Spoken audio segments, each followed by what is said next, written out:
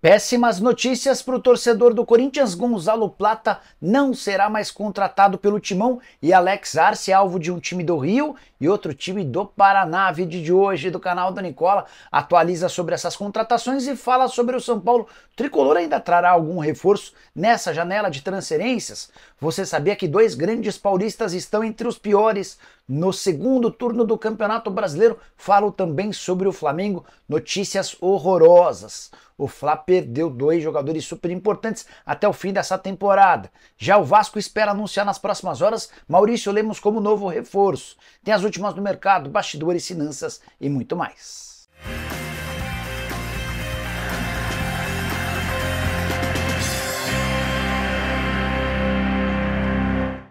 Fala aí pessoal, sou Jorge Nicola, bem-vindos a mais um vídeo do canal. Sempre bom ter vocês por aqui, sem perder tempo. Primeiro desejar ótima semana, depois pedir para deixar like e se inscrever no canal, ativando todas as notificações. Bora contar que todo esse conteúdo é um oferecimento de Betano, a casa de apostas mais segura do planeta. Posso assegurar para vocês. Queria mostrar jogos dessa segunda, primeiro internacionais, depois no futebol nacional. Teremos Barcelona e Mônaco à tarde, vou de vitória do Barça. Tem Luton Town contra Burnley, que tá um empate. Tem ainda Arouca e Vitória de Guimarães, campeonato português, vou de vitória do Vitória de Guimarães. Já à noite, Série B do Brasileiro, duas partidas bem equilibradas com cotações altas. Goiás e Ceará, Guarani e Vila Nova.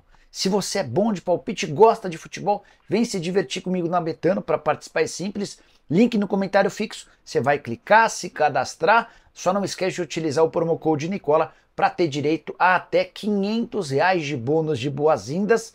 Posso garantir, na Betano é absolutamente confiável. Bora começar o vídeo com aquele tradicional giro de notícias. Quero falar sobre a participação do Brasil nas Olimpíadas, que terminaram nesse domingo. O Brasil foi o 20º colocado no ranking de medalhas, que leva em consideração o número de ouros. Foram 3 ouros, 7 pratas e 10 bronzes. Só mulheres conquistaram medalhas de ouro. Se a gente somasse pelo número de medalhas conquistadas, o Brasil terminaria na 11ª colocação. Importante contar que Estados Unidos e China ficaram empatados no número de medalhas de ouro, 40 para cada. Os Estados Unidos acabou ficando na primeira colocação por conta das medalhas de prata, 44 contra 27. No total, 126 medalhas para os americanos, 91 medalhas para os chineses. Bora falar agora sobre futebol nacional. Jonatas, ex-atacante do Corinthians, que fazia sucesso no Atlético, é novo reforço do América, está passando por exames médicos na manhã dessa segunda-feira, lá no Coelho, para assinar contrato até o fim da temporada. No Atlético vivia grande fase, artilheiro da Série C com 9 gols em 11 partidas. Na temporada foram 16 gols e 2 assistências em 23 jogos. Já o Cruzeiro teve a segunda maior renda do Campeonato Brasileiro de 2024 no 0-0 contra o Atlético Mineiro no último sábado. Foram mais de 61 mil pessoas e 4.800.000 reais de renda. Essa renda só é inferior a Flamengo e Criciúma, jogo do Maracanã, que contou com 6.600.000 reais de renda. Importante contar ainda que somente 5 jogos do atual Campeonato Brasileiro tiveram arrecadação acima dos 4 milhões de reais. O Atlético Mineiro, rival do Cruzeiro, teve como maior renda 3 milhões de reais no confronto contra o Corinthians na Arena MRV. Para completar o giro de notícias, queria contar que a Ferroviária é o único clube nas 4 divisões do futebol nacional que ainda não perdeu. Foram disputadas na Série C até aqui 17 partidas, com 8 vitórias da Ferroviária e 9 empates. O time é o 3º colocado da primeira fase. Agora começa o mata-mata e a Ferroviária tenta o acesso para a Série B. Se conseguir, serão 2 acessos em anos consecutivos. Na temporada passada, a Ferrinha disputava a Série D. Hora de falar sobre o Flamengo com um domingo horroroso. O Flá esteve bem perto de vencer o Palmeiras e reassumir a condição de líder do Campeonato Brasileiro. O Luigi acabou por marcar o gol de empate que impediu essa classificação rubro-negra. Mas os problemas são muito maiores. 2 jogadores não devem mais atuar pelo Flamengo em 2024. Everton, Cebolinha e Matiazinha, que vão passar por cirurgias. O caso mais grave é do Cebolinha, que rompeu o tendão de Aquiles, tempo de recuperação de 6 a 8 meses. E olha que a lesão dele é a 4ª na atual temporada, já havia machucado a panturrilha, o quadril e o posterior da coxa. lesão no tendão de Aquiles aconteceu com 11 minutos de jogo, foi levado para o hospital, passou por exames médicos e a cirurgia vai acontecer em breve. Já Matias Vinha começa o jogo no banco de reservas, entra e tem uma dividida muito forte com o Fabinho, volante do Palmeiras. Choque no joelho causou uma lesão ligamentar no joelho, ele também foi para o hospital, passou por exames que constataram a necessidade de uma cirurgia. Período de recuperação pode ser um pouco menor, mas a tendência é que ele não atue mais na temporada. E a pergunta que fica é: o Flamengo pretende utilizar essas vagas para contratar outros jogadores? Imagino que no caso do Cebolinha sim, até porque já existia uma preocupação em relação à falta de atacantes de lado de campo. Com a lesão do Cebolinha, que só volta a jogar em 2025, cresce a chance de Gonzalo Plata, atacante equatoriano do Al Sadd, ser contratado. Mas eu não descartaria que a partir dessa novidade triste envolvendo o Cebolinha, o Flamengo reabra conversas com o Michael, atacante que fica no Al Hilal somente até o dia 20 de agosto.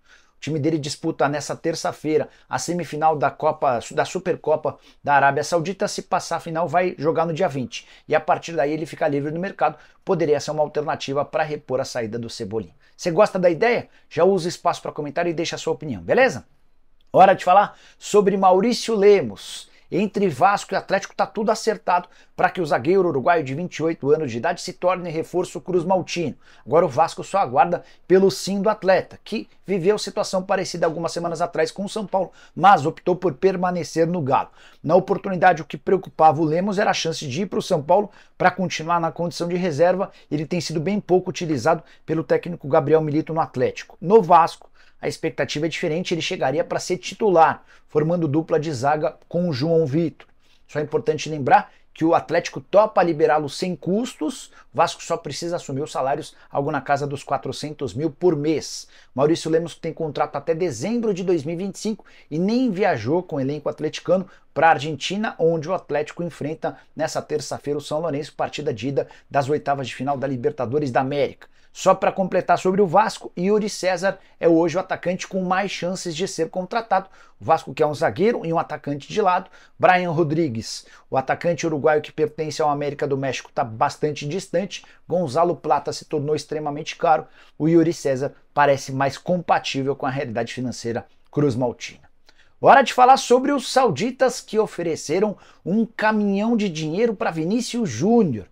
O Fundo de Investimento Público da Arábia Saudita topa pagar ao Vini Júnior os cerca de 100 milhões de reais por mês num contrato de 5 temporadas, caso eles consigam tirá-lo do Real Madrid. A ideia é colocar o Vini no Al Ahly, um dos 4 maiores clubes do futebol saudita, e utilizar a presença dele como garoto propaganda para a Copa do Mundo de 2034. Você sabe dos investimentos altos que têm sido realizados por lá, mas nada parecido. 100 milhões de reais por mês ao Vinícius Júnior fariam dele, de longe, o esportista mais bem pago da história do mundo. Hoje, esse status pertence a um japonês chamado Shohei Ohtani, que joga no Los Angeles Dodgers, ele joga beisebol e ganha 700 milhões de dólares em 5 anos de contrato. A ideia desse fundo de investimento público da Arábia Saudita é pagar 1 bilhão de euros ou 6 bilhões de reais ao Vinícius Júnior por esse contrato de 5 temporadas. A maior dificuldade é convencer o Real Madrid a fazer negócio.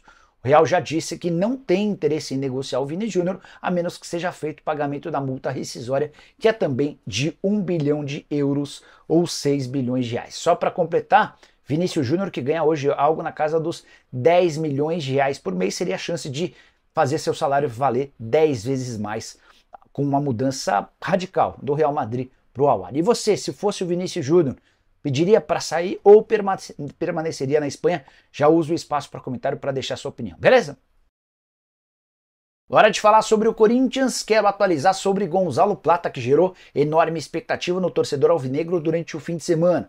Foram alguns os motivos. Primeiro, Plata começou a seguir o Corinthians no Instagram e responder a torcedores alvinegros. Depois, vazou um vídeo da preleção do Corinthians, em que o Fabinho Soldado, ao que parece, o áudio não está dos melhores, mas o Fabinho Soldado dizia que o Gonzalo Plata estava perto de ser contratado. Mas as últimas dessa segunda-feira vão num caminho contrário. O Corinthians está bem pessimista em relação à contratação do equatoriano de 23 anos de idade. Tudo porque o Al Sadd está bem incomodado com o comportamento do Plata, essa história de seguir o Corinthians, de interagir com torcedores alvinegros. Ele inclusive nem participou da partida do sábado no Campeonato Qatari, a justificativa é de que ele está machucado, mas diante desse cenário o Al Sadd mudou sua postura e avisou ao Corinthians que só topa negociá-lo em definitivo 12 milhões de euros com pagamento à vista. Algo completamente fora da realidade alvinegra. O Corinthians chegou a oferecer 8 milhões de euros parcelados. Não há nenhuma chance de alcançar esses 12 milhões de euros diante desse cenário, a menos que exista uma reviravolta na pedida do clube qatari. Está completamente descartada a chance de o Plata ser contratado. Só para lembrar ou completar, com o empate do Corinthians contra o Red Bull Bragantino no último sábado na Neoquímica Arena, o Timão se colocou em situação complicada no Campeonato Brasileiro. O Corinthians vai precisar vencer 8 dos 16 jogos que ainda faz para alcançar os 45 pontos. Essa costuma ser a pontuação assegurada para permanência na primeira divisão.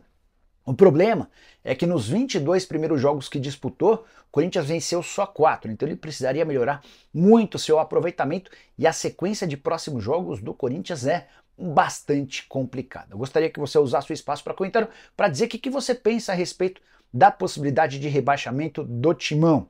Bora falar agora sobre Alex Arce, informação importante. O Corinthians já não está mais sozinho na tentativa de contratar o centroavante paraguaio de 29 anos de idade. Antes de gravar esse vídeo, conversei com o Santiago Meirelles, empresário paraguaio que cuida da carreira do atacante da LDU. E o Santiago Meirelles disse o seguinte, abre aspas, temos a proposta de um time de São Paulo, ele não quis dizer mais é o Corinthians, e 2 sondagens de clubes brasileiros, um do Rio de Janeiro e outro do Paraná. Insisti com o Meirelles para que me contasse quais eram esses outros 2 clubes. Ele disse que não poderia, sob o risco de atrapalhar as negociações, mas o Corinthians não está mais sozinho nas tratativas com a LDU. E o Timão tem sofrido para chegar a um número de consenso com a equipe equatoriana. O Corinthians chegou a oferecer 2,5 milhões de dólares, subiu essa proposta para 4 milhões de dólares e durante o fim de semana acenou com o pagamento dos 5 milhões de dólares que a LDU pedia, mas o time equatoriano parou de responder e existe a preocupação de que ele não seja contratado. Vale a lembrança de que no futebol equatoriano a janela de transferências está fechada, então se perder o Alex Arce, a LDU nem vai poder repor o centroavante que é artilheiro do futebol de lá e tem vivido grande fase. O Alex Arce inclusive é considerado, chamado no seu país de Haaland paraguaio. Só para completar, se depender do Alex Arce, o negócio com o Corinthians vai sair. Hoje ele ganha na casa dos 40 mil reais por mês no futebol equatoriano e teria a chance de mais do que, não dobrar, fazer 10 vezes mais o seu salário, chegaria para ganhar algo na casa dos 400 mil reais mensais no Timão. A preocupação no Corinthians é de que com o assédio de outros clubes brasileiros, a LDU possa pedir ainda mais do que os 5 milhões de dólares, o que inviabilizaria um negócio, especialmente porque o Alex Arce já tem 29 anos de idade. E você o que faria na condição do presidente do Corinthians? Usa o espaço para comentário e já avalie, beleza? Hora de falar sobre o São Paulo. Será que o Tricolor não terá mais reforços nessa janela de transferências? Se eu tivesse que dar um palpite, diria que não vem mais ninguém. Isso porque o São Paulo tem dado sinais de que está contente com o seu atual elenco. Quero começar falando sobre zagueiro. Diego Costa foi vendido recentemente para o Krasnodar. O São Paulo chegou a se acertar com o Maurício Lemos. O negócio não deu certo porque o Lemos passou a fazer uma série de exigências. O São Paulo desistiu do uruguaio e não se fala mais em zagueiro. Em paralelo a isso, o Igão, zagueiro de só 16 anos de idade, das categorias de base, tem agradado o Zubeldia, esteve inclusive no banco de reservas contra o Atlético Goianiense e pode ser a surpresa tricolor para a defesa no restante da temporada. Sobre Alexandro, contei para vocês na semana passada que o lateral de 33 anos de idade aceitou uma proposta que o São Paulo havia feito há mais de 20 dias. O São Paulo prometeu validar essa proposta até o fim da semana passada, o que não aconteceu. A percepção que eu tenho é de que o Alexandro quer jogar no São Paulo, mas o tricolor não está convencido de que vale a pena o investimento. Por mais que esteja livre, o Alexandro vai custar um salário bastante alto. E como o Wellington fica até dezembro, o São Paulo está meio que desistindo de fechar com o Alexandro. Em relação ao Thiago Mendes, vale a lembrança de que o volante quer jogar no tricolor, mas o Al Rayyan, que é dono dos seus direitos econômicos, já estabeleceu a pedida de 6 milhões de euros, algo que o São Paulo não vai pagar. Sobre atacantes de lado de campo, o São Paulo havia decidido que não contrataria ninguém, até porque aposta demais no Henrique e no William Gomes.